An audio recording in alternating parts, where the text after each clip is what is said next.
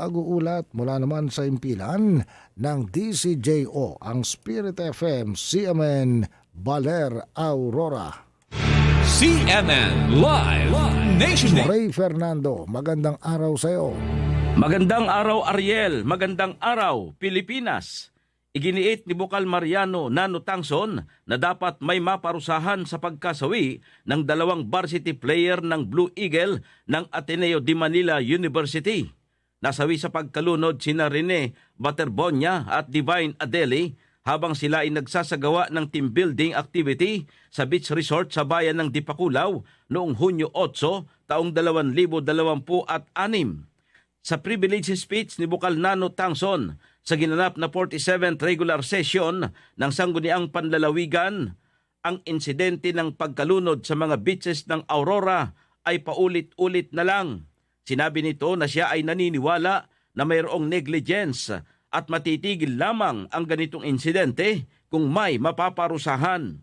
Hiniling din nito sa kapulungan na magkaroon ng masusing investigasyon at ipatawag ang tourism officer, gayon din ang Pangulo ng Aurora Resort Owner Association o AROA, Provincial Legal Office at PNP upang alamin kung may na-violate na ordinansa ang mga beach resort. Samantala, pansamantala nang isinara ang beach resort na tinuluyan at pinagsagawaan ng team building activity ng grupo ni Baterbonia at Adili. Ayon sa may-ari ng naturang resort, nakahanda silang makipagtulungan sa isasagawang investigasyon ng mga autoridad.